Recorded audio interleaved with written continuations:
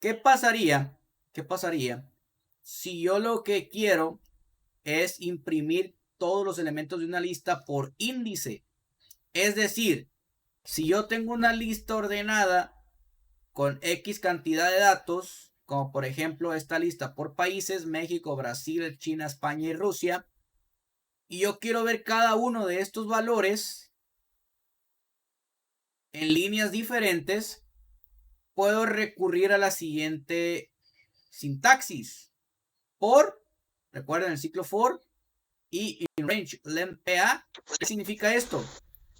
Por cada uno de los datos o por cada uno de los índices en el rango de la longitud de PA, es decir, en la cuenta máxima de PA, empezamos aquí, tenemos 0, 1, 2, 3, 4. Entonces vas a imprimir en pantalla el índice correspondiente a cada uno de estos datos con el valor que me arroja. Por ejemplo, si I vale 0, me va a imprimir la PA en 0, que sería México. Si I vale 2, me va a imprimir China. Si I vale 1, me va a imprimir Brasil. Y así sucesivamente, ¿no? Bueno, entonces este es un método que podemos utilizar. Vamos a ver cómo funciona. Vengo para acá yo, declaro la lista PA y vean cómo por cada uno de estos valores, me va a arrojar la posición correspondiente. Aquí lo tenemos. México, Brasil, China, España, Rusia. En forma de lista, puesto que va detectando, que va analizando las posiciones dependiendo del valor de I.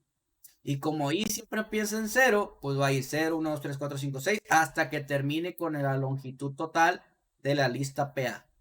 Este es un método. Ahora, el método 2 es utilizando lo siguiente. Por cada una de los valores en la lista PA, imprime el valor de PA. Y observen que sería el mismo resultado. Son dos métodos diferentes que funcionan igual. Bueno, entonces les decía, tenemos dos métodos para sacar cada uno de los valores de una lista en forma de una lista, ahora sí ordenada, lo que nosotros conocemos como listas, que es uno arriba, abajo y así sucesivamente, ¿no? Como una lista de, vamos a decir, un checklist que le llamamos nosotros. Lista en este caso, pues es el nombre de que recibe este tipo de datos, este tipo de arreglo.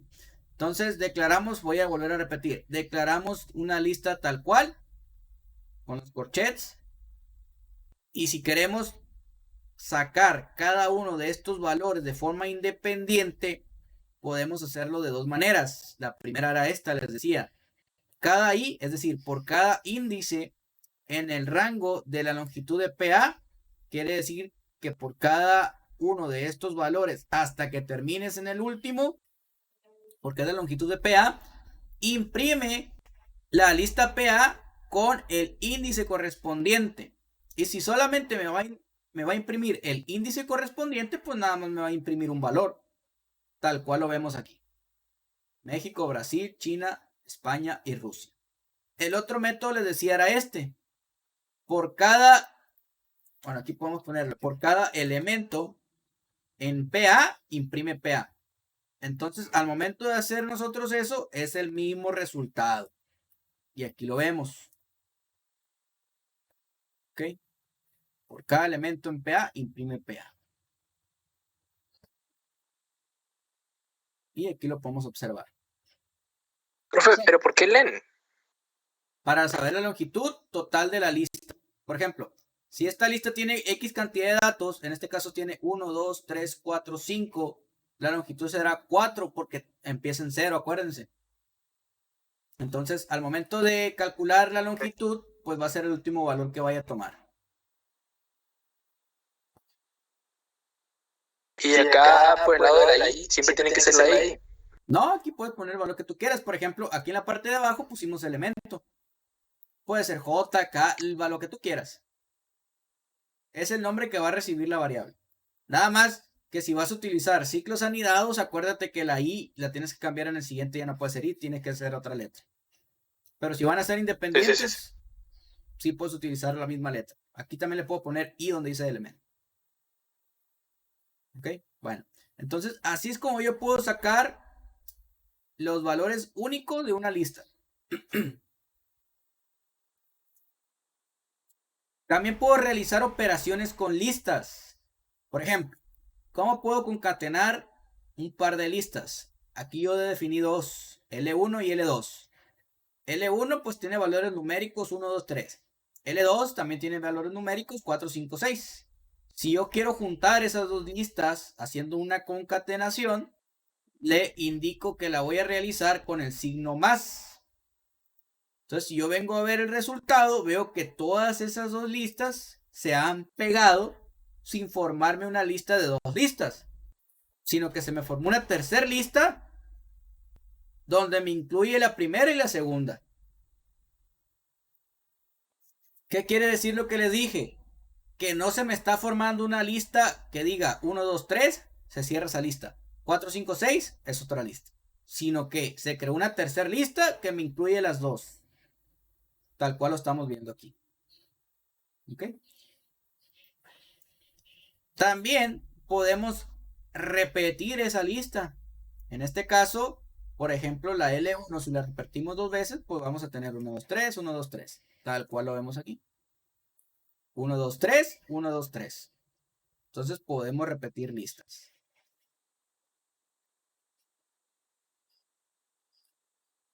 También podemos contar las apariciones de ciertos elementos. Aquí tengo una lista. LN igual 0, 1, 0, 1, 2, 1. Si yo mando a llamar la función count de esa lista y entre paréntesis coloco lo que voy a contar, pues me dará el conteo correspondiente a ese argumento. En este caso, voy a contar los unos. ¿Cuántos hay? 1, 2, 3.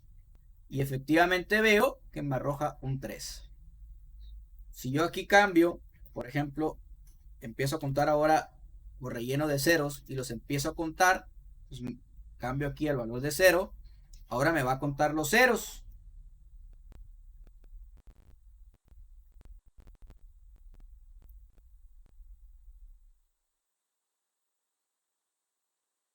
Ahora me va a contar los ceros. En este caso serían 1, 2, 3, 4 ceros.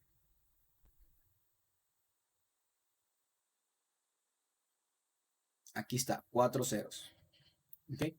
Entonces, puedo hacer conteos de un elemento en específico dentro de una lista con la función count. También puedo extender la lista. ¿Qué quiere decir extender la lista? Que le voy a añadir más elementos a esa lista hasta el final. Tal cual lo vemos aquí. Tengo la primera lista, la LN 0101 21005. En cuanto terminó el último elemento, hagan de cuenta que hizo un copy paste y me pegó los últimos dos, 10, 10, tal cual lo vemos. Entonces, extender la lista es con la función .extend. Dentro del argumento vamos a colocar los valores o el valor que nosotros queremos extender. En este caso, queremos añadirle, queremos pegarle a la lista LN el 0 y el 1, dando como resultado la misma lista LN, pero con el 1 y el 0 al final. El comando extend me añade la lista un elemento hasta el final. ¿Ok? Podemos añadir también un rango completo. Por ejemplo, si queremos extenderlo con una secuencia de números definida, podemos hacerlo de la siguiente manera. Extend, misma función, pero en el argumento vamos a colocar la palabra reservada range, de rango, y le vamos a indicar el inicio, el final. En este caso me va a rellenar o me va a extender el LN con valores del 3 al 8, tal cual lo vemos aquí. 3, 4, 5, 6, 7, y recuerden que el último valor no lo tomo en cuenta, pues hasta ahí llego. Este truco lo pueden hacer ustedes si necesitan rellenar una celda de ciertos valores conocidos que vayan en secuencias. ¿Ok? Puedo también obtener, mediante la función index y definiendo el argumento, la primera posición de ese elemento en donde aparece. Es decir, por ejemplo, del LN voy a revisar el índice del 2 y cuento cuántos espacios hay hasta el 2. Cuántas posiciones hay. Y en este caso, pues me dice que aparece en la posición número 4. ¿Ok? Entonces tú empiezas a contar 0, 1, 2, 3, 4. Y ahí lo vemos. Está en la posición 4. También podemos borrar elementos de las listas. En este caso, con la función .pop, borro el último elemento de la lista. ¿Qué quiere decir? Si tenía la lista que terminaba hasta el 7, le pongo .pop y se fue el 7, dando como resultado esta parte que tenemos aquí. ¿Okay? Ya sin el 7. ¿Se va entendiendo? ¿Sí? Profe, Sí. si allá el punto pop le ponemos, por ejemplo, tenemos la lista de 8 y le ponemos ahí entre las paréntesis 4, ¿borraría el elemento número 4? No. El .pop no puede recibir argumentos. Nada más te sirve para eliminar el final. Hay otra función que sí te permite eliminar un elemento en específico. Esta función se llama remove. Entonces, con la función remove, ahí le vas a indicar en el argumento la primera aparición del elemento que quieres borrar. ¿Ok? O en su defecto, con el método index, te puedes agarrar con un ciclo for y cuando pasas por el índice correspondiente al elemento que quieres borrar, le das .pop o .remove, el elemento actual. ¿Ok? Ese sería profe, gracias. Pero el .pop nada más te sirve para borrar el último elemento de la lista. Y el .remove te permite eliminar la primera aparición de ese elemento. Por ejemplo, si queremos eliminar el primer 1, aquí lo vemos. Si eliminamos el primer 1,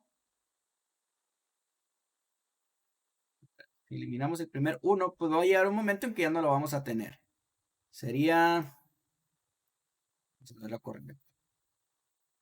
Voy ocultando lo que hicimos para que no me lo esté ejecutando.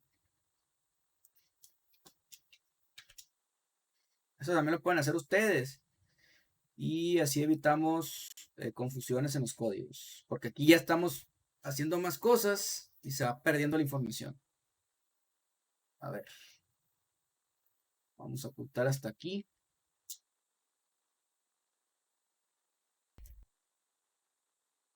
Obtendríamos lo siguiente. Aquí tengo el LN, ¿no? 0, 1, 0, 1, 2, 1, 0, 0, 5. Si le doy remove, me va a quitar este 1 y entonces tendría 0, 0, 1, 2, 1, 0, 0, 5, que es tal cual lo que vemos aquí en la parte superior. Entonces, el punto remove me permite eliminar la primera aparición de un elemento, de una lista en específico. Tengo otra función, punto reverse, dice que me permite poner la lista inversamente. Ojo, inversamente. Quiere decir que lo único que va a hacer es poner el 5 en primera posición, 0, 0, 1, 2, 1, 0, 0, porque le quitamos el 1 y quedaría de la siguiente manera. 5, 0, 0, 1, 2, 1, 0, 0. Que es exactamente lo que tenemos en la parte superior, pero acomodado de forma inversa. Nada más acomodado. ¿Por qué? Porque no me lo está ordenando de mayor a menor. Eso lo hacemos con la función .short o .sort. .sort sí me va a ordenar los elementos de menor a mayor. Entonces, si yo ordeno los elementos de esa lista, ahora sí, veo que están acomodados, pues primero los ceros porque tienen menor valor numérico. Luego los unos porque son los que siguen del 0. El 2 porque es el que sigue del 1. No hay 3, 4, 5, no hay 3 ni 4, perdón. Pues no hay nada que añadir. me voy al siguiente que es el 5 y ahí está al final. Si quiero ahora aplicar de nueva cuenta reverse a este, lo puedo hacer en una línea nueva o lo puedo integrar dentro de la misma argumento, haciendo lo siguiente: punto sort, pero en lugar de que el argumento esté vacío, voy a colocarle reverse igual a true. Lo que me va a hacer esto es ordenarnos de menor a mayor y después ordenarlos inversamente de mayor a menor, tal cual lo estamos viendo aquí. Ok, eso me permite hacer la función .short con argumento reverse igual a true. Si no le pongo argumento, nada más lo va a ordenar de menor a mayor. ¿Dudas hasta aquí con estos dos?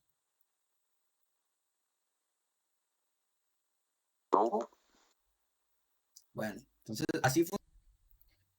Entonces, como no le interesa saber el tipo de dato, pues puede ser cualquiera, ¿no? Entonces, en este caso pueden ser strings o pueden ser enteros o dobles. Definimos una variable que va a almacenar el elemento que queremos eliminar, ¿ok? De esa lista. Posteriormente vamos a definir con un if, si n está en la L, entonces se va a cumplir la condición, borra el elemento n, el elemento actual de la lista. Posteriormente, nada más sería cuestión de imprimir de nueva cuenta en pantalla la lista. Vamos a ver si es cierto. Si yo ejecuto aquí,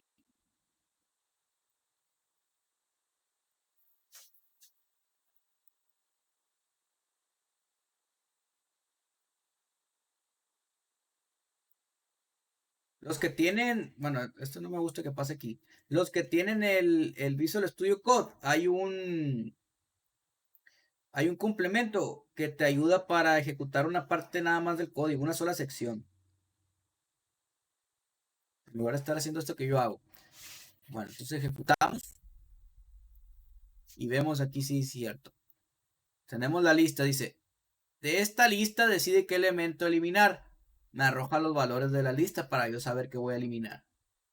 Entonces voy a decir que a lo mejor quiero eliminar, por ejemplo, Pedro. Entonces aquí le escribo Pedro. Le doy enter y ya no está el Pedro. Miren, ahora lo eliminó de la lista y me da la nueva lista tal cual. Es una forma de eliminar un elemento específico de la lista. Ok, ahí está. Con esto hacemos, además de proteger la cuestión del remove, protegemos también qué posición vamos a eliminar. Porque a este if ya le puedes añadir otras cosas. Bueno, ese sería el reto, ¿no? Vamos ahora a seguir viendo los temas. Primero, por ejemplo, vamos ahora a ver cómo convertir o cómo añadir una lista con un rango en específico. Podemos utilizar la palabra reservada list. ¿Ok? La palabra reservada list me crea una lista.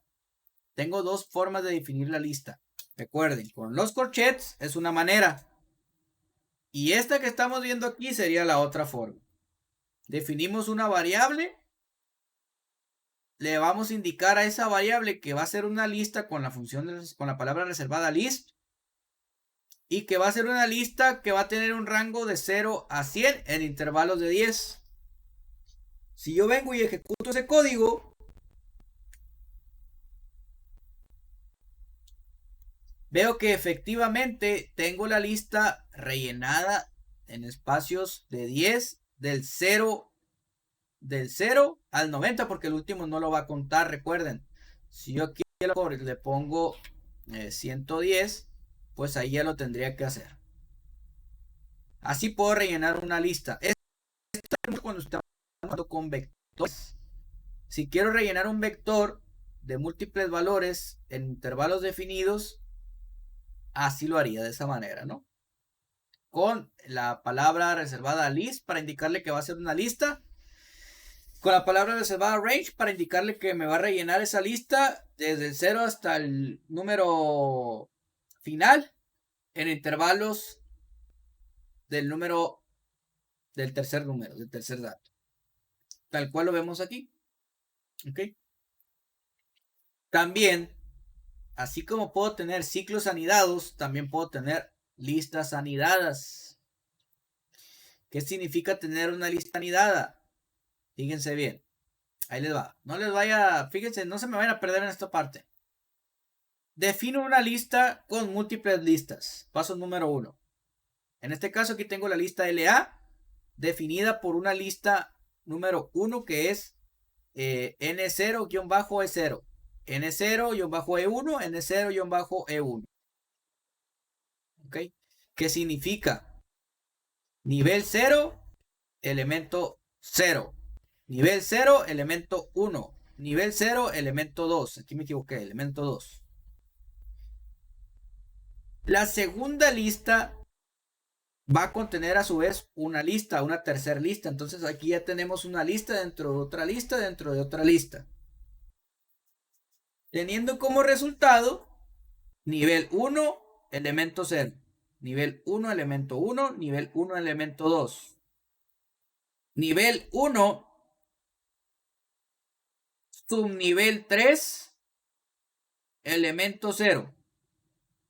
Nivel 1, subnivel 3, elemento 1.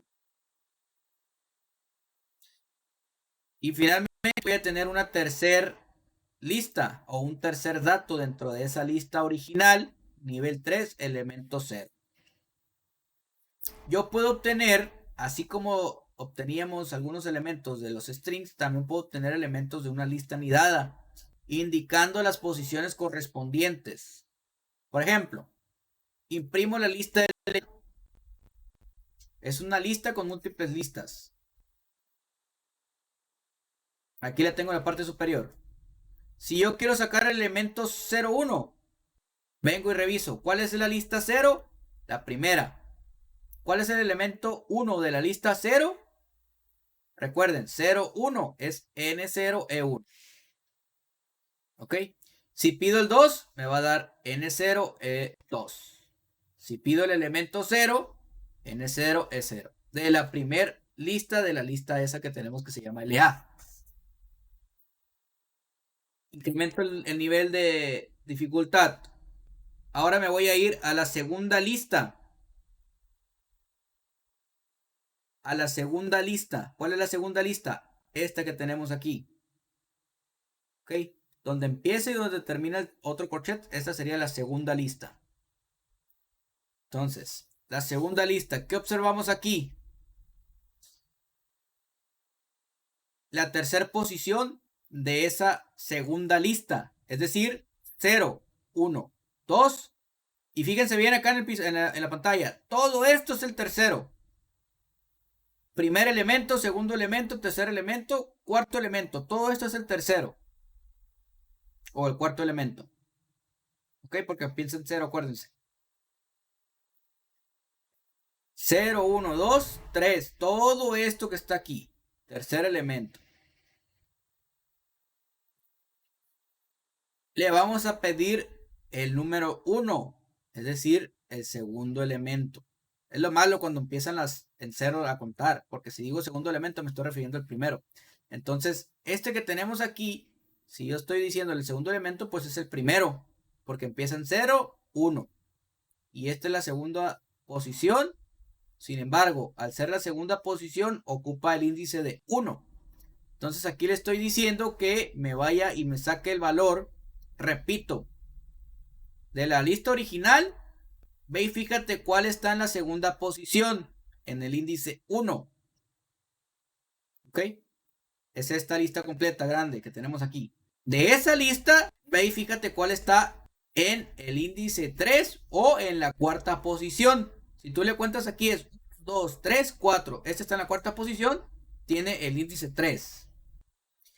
Ahora le digo, del índice 3, de esa lista 1, con índice 1, en posición 2, chécate cuál es la posición 2, índice 1, de la lista 4, dentro de la lista LA.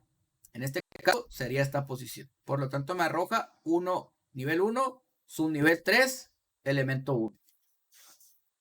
Puedo ir a hacer referencia directamente a uno de estos elementos de listas anidadas.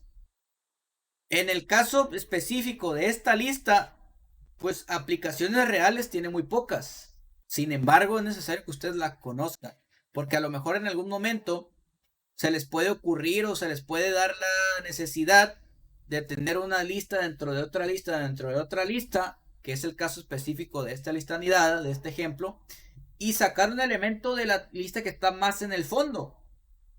Entonces, de esta manera lo pueden sacar ustedes. ¿Okay? Recuerden, los índices empiezan en 0. Primera posición, índice 0. Segunda posición, índice 1.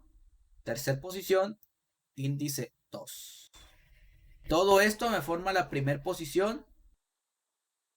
Todo esto me forma la segunda posición de la lista original.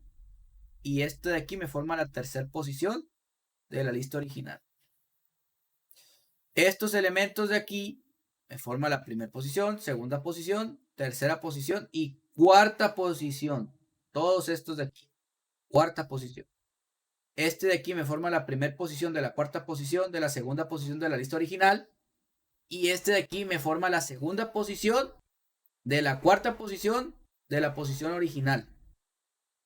Entonces, es un rollote muy profundo, pero las listas anidadas así se manejan. ¿Ok? ¿Dudas con esto?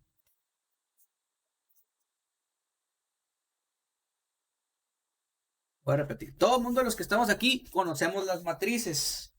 ¿Okay? La matriz, pues, es un conjunto de varios arreglos en filas y columnas, de varios datos en filas y columnas. Resulta que las matrices, como se los dije ahorita, es un tipo de listas anidadas. Fíjense bien, donde cada lista M tiene el mismo número de elementos N. O sea, tenemos matrices cuadradas con el mismo número de filas que de columnas.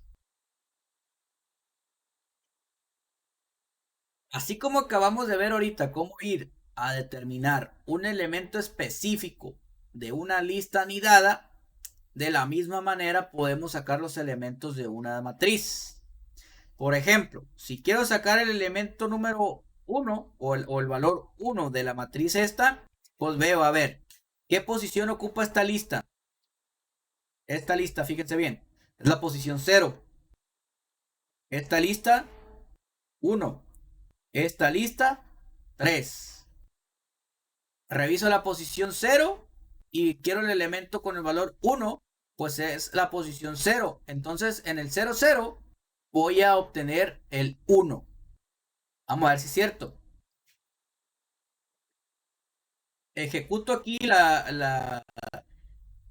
el código y veo que, a ver si es cierto, estoy imprimiendo en pantalla el primer elemento de la matriz con nombre matriz.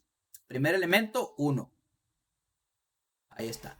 El elemento del medio es, entonces, fíjense bien, 1, 1, porque aquí tengo la lista 1 y la posición 2, es decir, índice 1. Por lo tanto, 1, 1, voy a tener el 5, que es el elemento del medio, y aquí lo vemos. El elemento final, pues sería la posición, en este caso, 3, de la lista 3. Y hablando en índice, sería el índice 2 de la matriz. Y en el índice 2 de la matriz me voy a ir al índice 2 de los elementos, dando como resultado el 9. ¿Ok? 2, 2. Repito, este sería el 0, 1, 2, 0, 1, 2. Por lo tanto, ahí tendríamos en el 2, 2 el número 9. Tal cual lo vemos. Hay otra manera de generar matrices, ahorita la vamos a ver. Esta nada más para que vayan calentando. Ahora vemos para acá.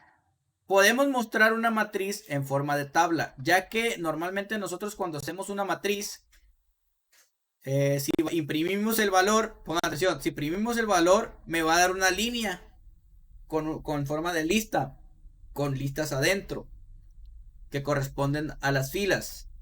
Sin embargo, yo puedo imprimir la matriz en forma descendente, en forma de tabla, para que se vea más bonita, tal cual lo tenemos aquí. Únicamente es para que se vea más bonita. ¿Cómo lo vamos a hacer? Bueno, podemos programar en un ciclo for que me vaya y me lea las filas en la variable donde estoy guardando la matriz y me vas a imprimir cada una de esas filas. O sea, en cada una de estas listas, en términos de programación, en cada una de estas listas vas a imprimir la lista correspondiente. Por ejemplo, si me coloco en la lista 0, imprímeme esa lista. Si me coloco en la lista 1, imprímeme la lista 4, 6. Si me coloco en la lista 2, imprímeme la lista del 7 al 9. Y ya termino. Ahí lo tenemos. Aquí está ya ordenado por listas independientes.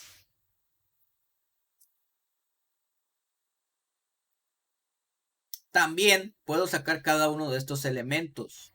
¿Cómo? Pues con un ciclo for anidado. Primero voy y saco las filas, tal cual lo hice en la primera ocasión, y posteriormente voy y saco las columnas de esas filas, dando como resultado pues todo el conjunto de datos de esa matriz, tal cual lo vemos aquí, 1, 2, 3, 4, 5, 6, hasta el 9. Repito, hago primero este procedimiento, ya lo tengo partido en filas, y de cada fila voy a sacar la columna. Por lo tanto, si me voy a la primera fila con índice 0, empiezo a sacar la columna 0, la columna 1 y la columna 2. Y voy imprimiendo en pantalla cada uno de esos. Que al final de cuentas, la combinación con filas y columnas se me convierte en el elemento. Entonces aquí estoy imprimiendo el elemento correspondiente. Y aquí esto lo pueden agarrar ustedes como una receta de cocina, siempre se los he dicho. Esta forma que tenemos aquí, si tú quieres sacar los elementos de cualquier matriz, de cualquier tipo de dimensión, aplicas este for. Así como lo ves, con el mismo nombre, si quieres, aquí nada más le cambiarías el nombre de la matriz que estás utilizando, te va a funcionar.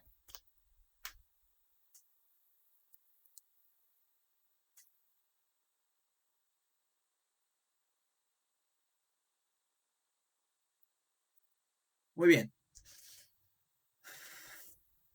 También podemos hacer operaciones con matrices. Así, las mismas operaciones que tenemos en el área del álgebra lineal, aquí también las tenemos. Aquí defino dos matrices, una matriz A y una matriz B. Puedo hacer la suma de las matrices. ¿Cómo? Fíjense bien. Sabemos que para sumar matrices necesitamos sumar cada uno de los elementos correspondientes. Y aquí vamos a hacer un poquito de álgebra. Necesitamos primero definir las longitudes de las filas y las columnas. ¿Para qué? Para hacer este corrimiento. Y en base a este corrimiento vamos a ir haciendo las sumatorias. Entonces voy a evaluarlo que sean de la misma dimensión, porque para poder sumar matrices tienen que ser de la misma dimensión. Eso lo vieron en álgebra lineal. Entonces, si son de la misma dimensión, órale, entonces sí voy a poder hacer eso. Y hago una comparación. La longitud de A es la misma que la longitud de B. ¿Qué estoy aquí comparando? El número de filas de A es el mismo número de filas de B. Sí. Ah, bueno, pero no basta con eso. El número de columnas de A es el mismo número de columnas de B. Sí. Ah, entonces sí puedo trabajar. Si no, no. ¿Ok? ¿Cómo saco el número de columnas? De cualquiera de las filas, pues voy y pido el dato de la longitud de esa fila. Porque el dato de la longitud de esa fila me va a dar el número de columnas. Entonces me daría como resultado un sí aquí en el AND y un sí al lado derecho del AND. 1 por 1, 1 en AND y ya me da 1. Ya quiere decir que ya puedo continuar. Voy a generar una matriz para el resultado. Le voy a poner matriz C y va a ser una lista.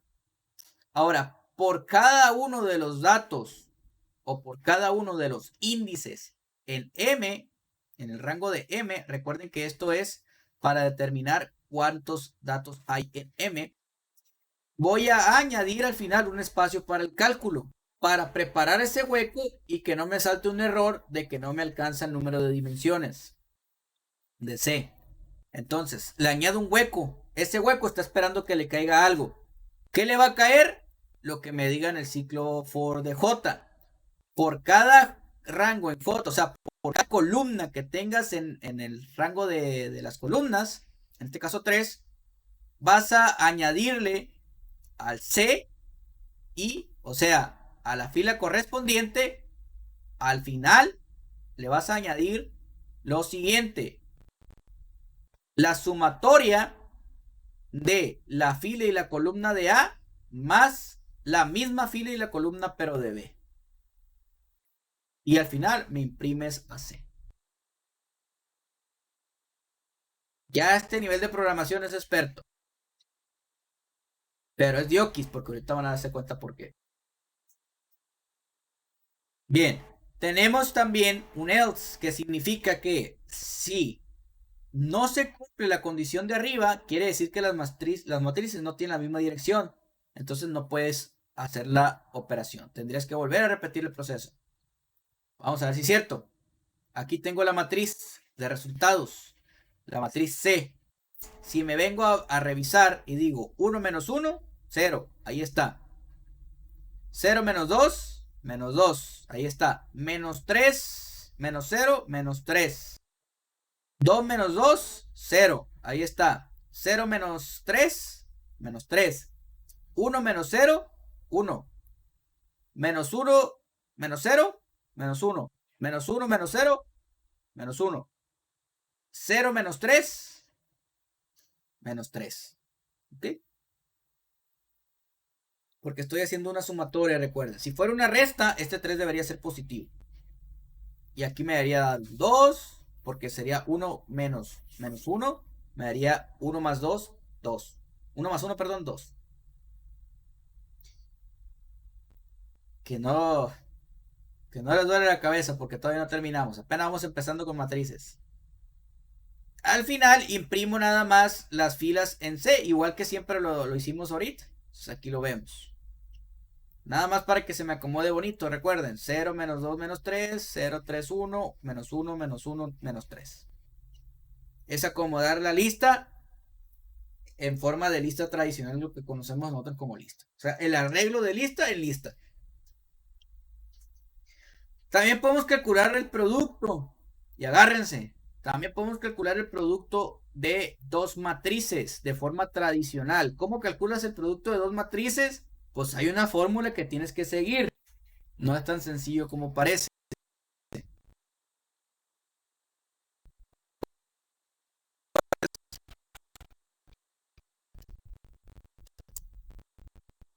Para calcular el producto de dos matrices, necesitas aplicar el siguiente procedimiento.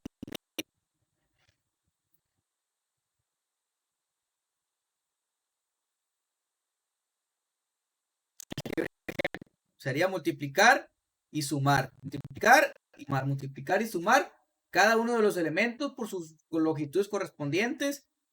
Y fíjense todo el procedimiento que hay que seguir. Mucha multiplicación y suma. Multiplicación, suma. Multiplicación, suma. Para que al final te dé nada más pues los datos correspondientes. Suponiendo que las dimensiones son cuadradas en ambos casos. Y que es de la misma dimensión. Si no, pues es un rollote que tienes que hacer. Así es como se calcula matemáticamente el producto de dos matrices. Si nos venimos aquí al código, lo primero es obtener las dimensiones, porque en base a las dimensiones vamos a construir la matriz saliente. Generamos una variable C que va a ser la matriz saliente, y esa matriz va a tomar los valores o va a tomar las dimensiones que me arrojen gracias a la dimensión de A y a la dimensión de B. Entonces voy a empezar rellenando la matriz C, primero por sus filas. Ok, empiezo a rellenarla. Y voy, aquí hago para si quieren ver el procedimiento se los puse porque aquí sí ya está bien en lo complicado. Por ejemplo, cuando I vale 0, la matriz C no tiene nada, está hueca. Va a ir rellenando la matriz, hasta que llegue ahora sí al J0.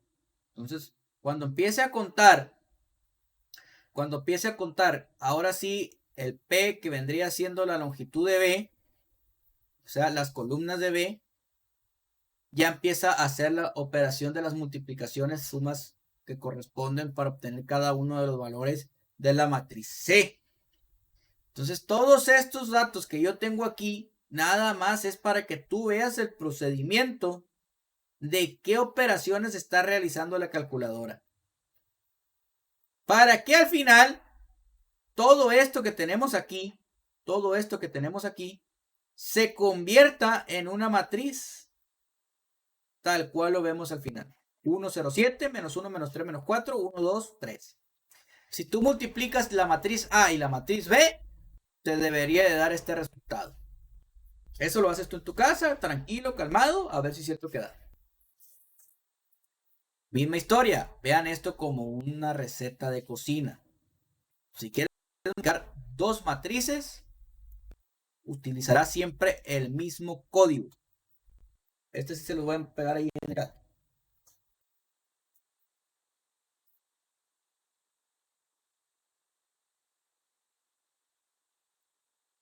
Ahí se los puse ya.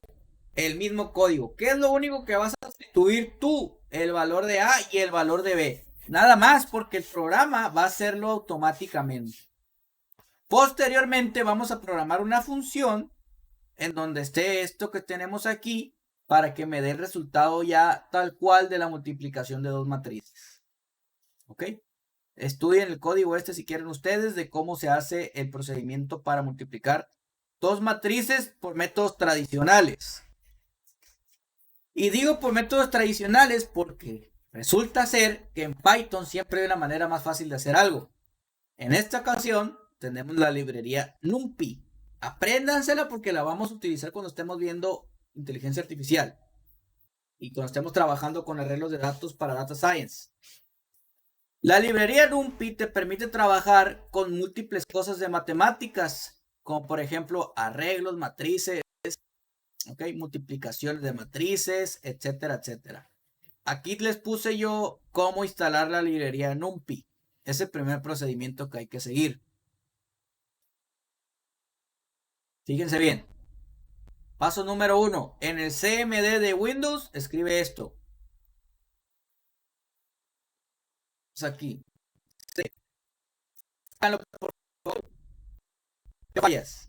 Escribes pip install NumPy. Enter. Va a descargar la librería y la va a instalar. Ahí está haciéndolo. Aquí ya me dice que yo estoy utilizando ya una versión actual de que está disponible. O sea, yo ya lo tengo instalado. ¿Ok? A ti te va a aparecer una barrita aquí que se va llenando para instalártelo. Bien, esa es una manera. No se me vayan a perder. La otra es... Aquí en la parte superior, en la parte inferior, perdón, hay algo que dice entornos de Python. Le vas a dar clic y te va a aparecer el entorno que estás utilizando. ¿Cómo vas a saber que efectivamente es el que estás utilizando? Bueno, te vas a regresar al explorador de soluciones, le vas a dar clic en la fecha de entornos de Python y le vas a volver a dar clic en la fecha de entornos de Python y aquí vas a verificar si efectivamente tienes instalado el módulo. Si no, te va a salir un error. En esta ocasión veo que yo tengo el módulo NumPy ya instalado. Tú no lo vas a tener. Entonces tú lo que tienes que hacer es, te vas a ir a los entornos de Python.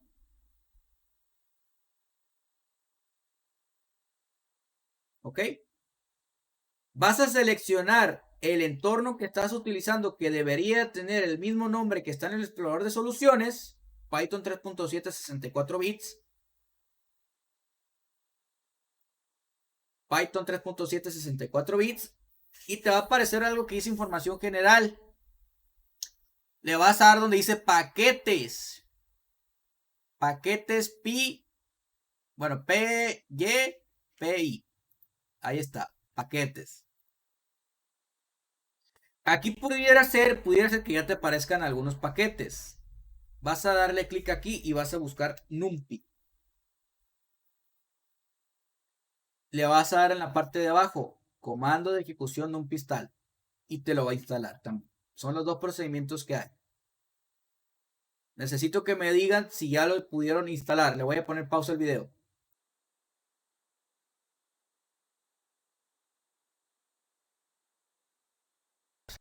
Ya dejé como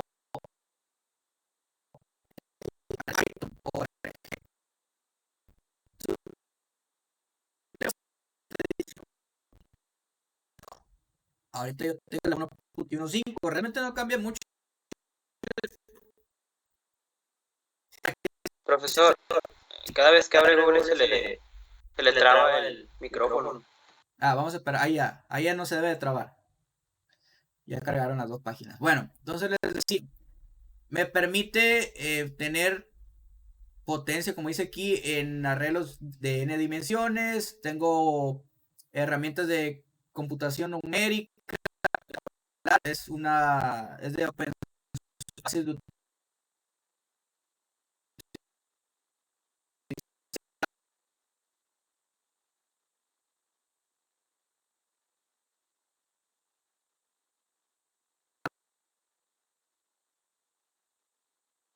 Estadística, procesamiento Profesor, de señal. se le trabó todo. ¿Otra vez? Sí, como que cuando haces scroll se le trabó. Ok, ¿ya se escucha bien? 3.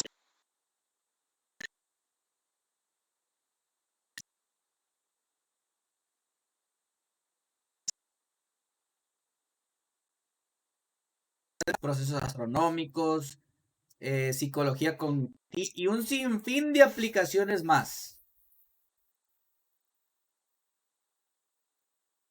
Como por ejemplo, aquí mencionan que junto con las librerías de SciPy y Matplotlib puedes generar la primera imagen del agujero negro, detección de ondas gravitacionales, análisis deportivo, entre otras cosas más. NumPy te permite hacer muchas cosas en el entorno o en el ámbito de la ciencia de datos.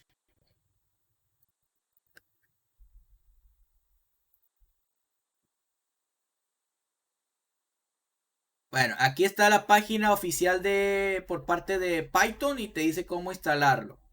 Si no lo puedes aún así instalar, siempre puedes ir a descargar los archivos aquí donde dice Download Files.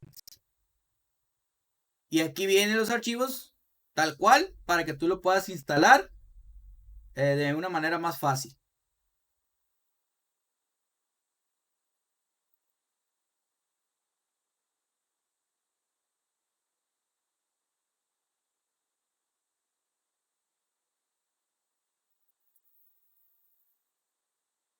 Bueno, y siempre checa la documentación por parte de la librería o del módulo.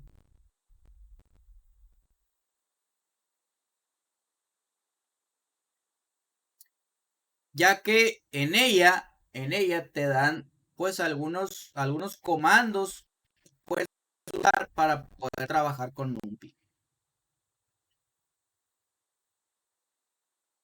¿Ok?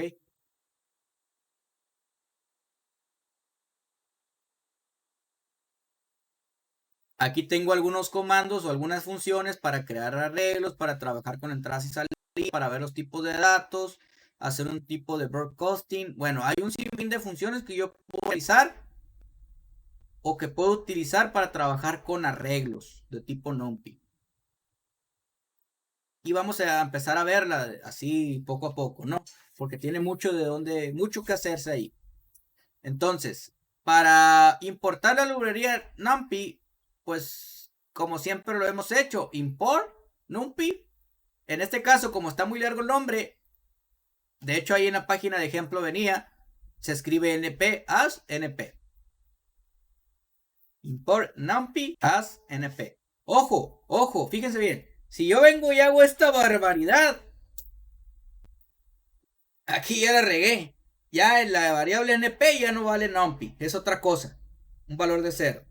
Hay que tener cuidado también Si voy a utilizar aquí el módulo cualquiera con un nombre específico, ese nombre en específico no lo voy a utilizar para otra cosa que no sea eso.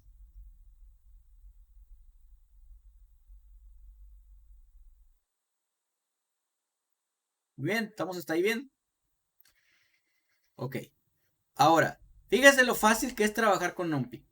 Si yo quiero crear una matriz vacía de las dimensiones que yo quiera, pues simplemente declaro la variable en donde voy a almacenar el valor de la matriz vacía, mando a llamar el módulo numpy con el nombre que le di como np y voy a sacarle la función empty o el método empty. Dentro de los argumentos de empty voy a colocar las dimensiones que va a tener esa matriz. En este caso, por ejemplo, 2,3. Así de fácil. Ya no necesito crear una lista con 2 filas y 3 columnas. NumPy ya hace todo ese rollo. Si yo imprimo, por ejemplo, A utilizando...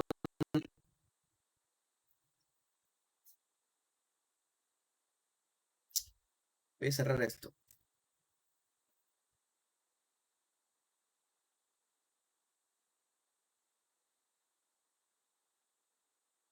Repito, si yo Imprime puros valores aleatorios, ¿no?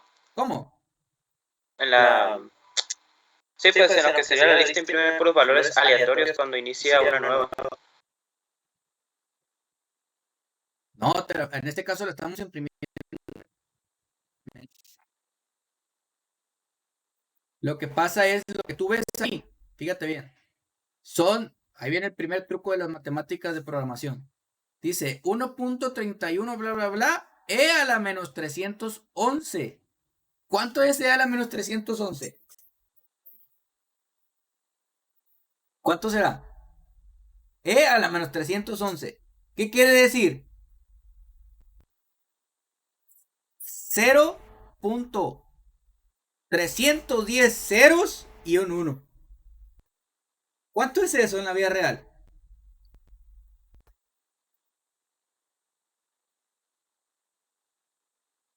¿Cuánto será eso en la vida real?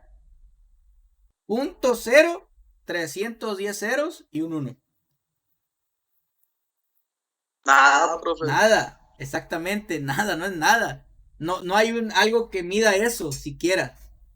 Por ejemplo, si hablamos en términos de un micrómetro, lo mínimo que podemos medir pues son menos del milímetro, poquito menos del milímetro. O sea, esos valores son absolutamente nada. Nada más que por las cuestiones del cálculo en cualquier software donde involucres matrices, siempre te van a arrojar estos valores cuando quieran poner el cero. Valores muy pequeños, muy pequeños. Si esto lo haces en el MATLAB, por ejemplo, ahí también pasa así. Te va a dar e a la menos 50, por ejemplo. O e a la menos 16, e a la menos 32, lo que sea. Es un valor muy pequeño, tan pequeño que nosotros lo vamos a ignorar y le vamos a decir que es cero. Eso es lo que te arroja aquí. Es un valor muy pequeño. Que cuando tú le hagas una operación a este número, pues ya se va a borrar porque se te va a redondear y ni siquiera va a tomar en cuenta tantas cifras significativas. Es más, lo más pequeño que podemos medir es el número o la constante de Planck. Y la constante de Planck era la menos 28, no menos 38, no recuerdo. Y eso es lo más pequeño que podemos medir.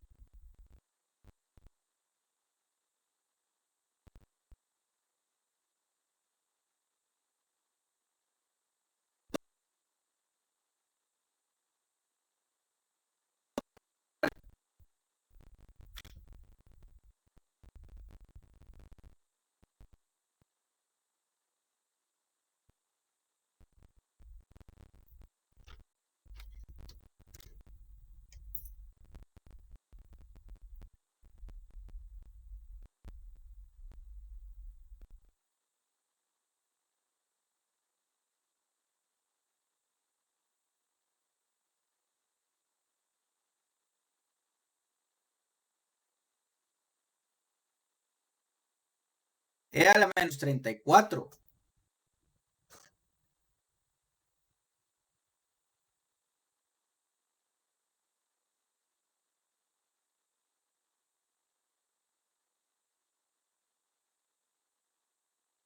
Aquí lo tenemos, e a la menos 34. Y acá el Python me está dando un valor de e a la menos 311, o sea, es 0 realmente. Bueno, también podemos definir una matriz a partir de otra ya previamente creada, utilizando el empty like. Aquí el John bajo like funciona para muchas cosas, ¿no? Es como hey, ve y copia lo que ya hice con el John bajo like y el nombre de la función, que es otra función. En este caso le estamos diciendo la matriz B va a ser lo mismo, la misma matriz vacía de la matriz A, es decir, el número de filas y columnas que tiene la matriz A lo quiero en la matriz B, pero vacía. Por lo tanto, me da el siguiente valor. Aquí lo vemos. Aquí sí me das puros ceros, miren. Aquí me da puros ceros porque prácticamente ya la está copiando y ya está asimilando que todos estos datos son cero.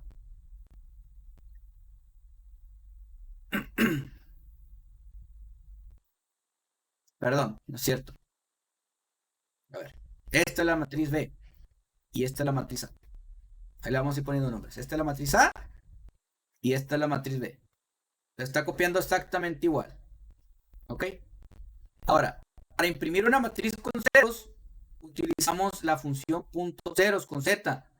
Dentro del argumento de la función punto ceros con z, podemos indicar la dimensión de la matriz, creando una matriz nula. La ventaja de esa matriz nula es que efectivamente nos va a dar puro cero. Tal cual lo vemos, aquí vemos 4 por 5. Esto sí me va a dar puros ceros.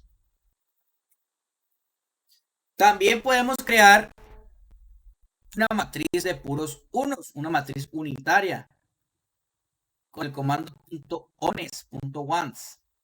Igual, misma historia. Dentro del argumento, número de filas y número de columnas. Y aquí lo vemos. 1, 1, 1. Este tipo de funciones se utilizan mucho en robótica. Ahí sí se aplica la matriz unitaria. Porque en este caso el vector unitario. Por eso lo puse en forma de vector. Una sola dimensión. Una sola fila. Con diferentes elementos formando columnas. Este tipo de arreglos, cuando estén viendo robótica, hay una parte que se llaman matrices homogéneas. Entonces, una matriz homogénea se compone de una matriz de posición, de rotación, un vector de posiciones px, py y pz, y se te forma una matriz. Nada más que la tienes que rellenar, y la vas a rellenar con un vector de ceros, un vector nulo, y una constante de 1. Algo así como lo tenemos aquí. Ok, entonces esto se utiliza mucho en robótica. Algo así como esto. Formaría una matriz grande. Y acá un... Bien. Resulta ser que también puedo crear una matriz con listas, porque a lo mejor ya había definido yo la matriz en forma de lista. Y si la quiero convertir en matriz para operar funciones de la librería NumPy, puedo hacerlo también. ¿Cómo? Pues nada más el argumento, bueno, mando a llamar la función matrix o la clase matrix, en este caso del módulo NP, del módulo NumPy. Dentro del argumento de esa clase voy a hacer lo siguiente. Voy a escribir la lista tal cual yo quiero generar. A partir de esa lista, la matriz. Entonces, me va a quedar de la siguiente manera. Aquí la tengo. 1, 2, 3, 4, 5, 6, 7, 8, 9. Y la ventaja que tengo es que ya me lo ordena, miren. Ya no necesito agarrar el ciclo for repetitivo que teníamos ahorita para hacer que se me ordene de forma bonita. Les decía yo, aquí ya me lo da. Puedo sacar también el tamaño de esa matriz o las dimensiones de esas matrices con, en este caso, la variable o la función shape. Escribo el nombre de la matriz, se llama M mayúscula en mi caso, punto shape, me da la dimensión de la matriz. Por eso aquí podemos observar que dice, el tamaño es 2 puntos y aparte 3,3. ¿Qué quiere decir? 3 filas, 3 columnas.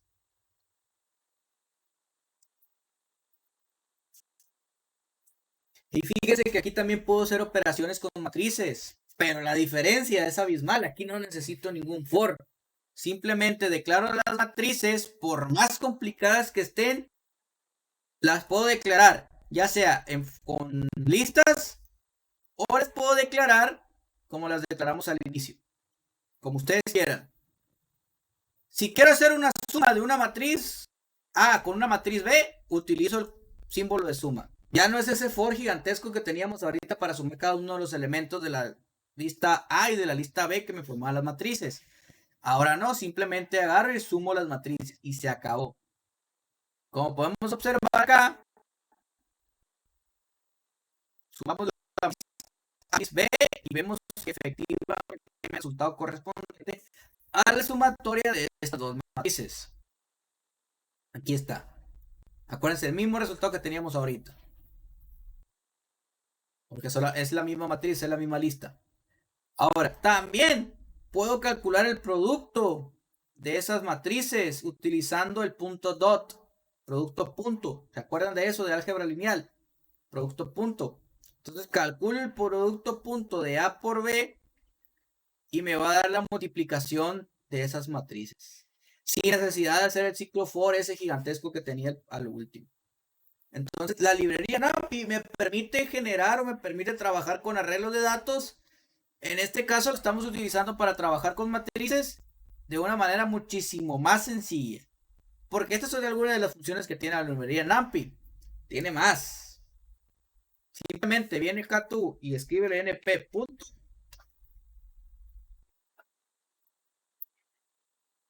Y te salen.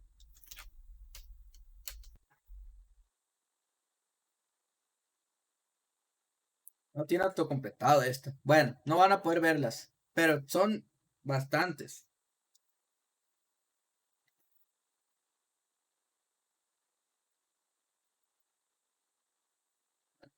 No tiene el autocomplete. La librería NumPy. Pero hay muchas funciones que puedes utilizar de esta librería. ¿Ok? O de este módulo. ¿Dónde encuentras esa información? Te recuerdo en la página que está en los comentarios. Que subo este video al YouTube, ahí van a tener estos dos enlaces dentro del GitHub. Entonces,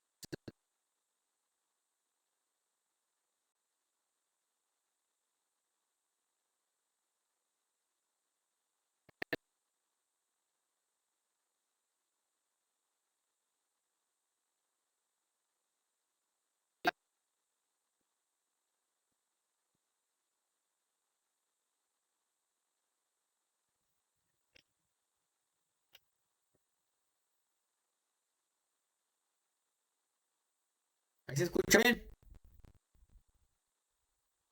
¿Sí? No, se trabó mientras se cargaba la página. Ok, bueno, no estaba hablando porque ya me habían dicho.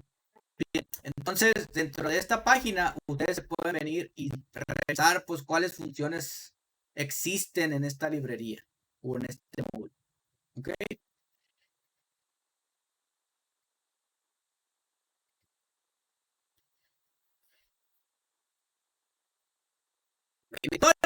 La parte de educación y bueno, pues aquí pueden sacar cualquier información con respecto a esta librería o a este módulo.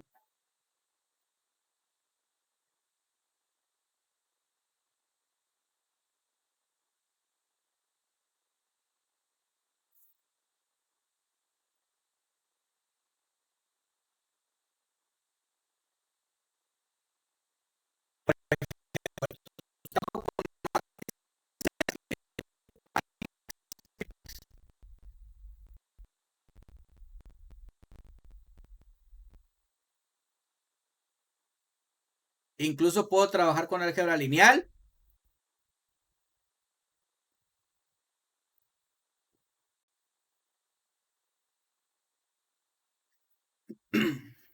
Y aquí todas las funciones disponibles, miren. Todas.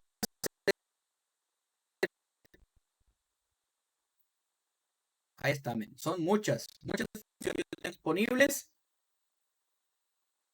Y cada una de ellas permitirá realizar cierta función.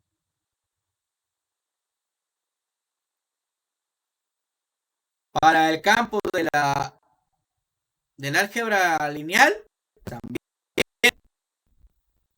Por ejemplo, aquí tenemos el producto punto, tenemos por ejemplo para vectores, para tensores, bueno, los valores. O sea, tenemos bastante de dónde agarrar si voy a trabajar con datos numéricos en el campo del álgebra lineal o en el campo de métodos numéricos incluso. Desde mi punto de vista, yo que programo en varios softwares, que le sé a varios softwares, desde mi punto de vista, aunque Python tenga NumPy, MATLAB es el rey, es el papá de los pollitos en esta área. ¿Ok? No porque el Python tenga esta cosa que tenemos aquí, significa que es el mejor de todos. No. MATLAB, en cuestiones de este trabajo que estamos haciendo aquí en específico, se lo lleva y por mucho. Por eso es necesario que ustedes aprendan diferentes softwares, diferentes entornos de programación, diferentes lenguajes de programación. Vamos a tener la grabación.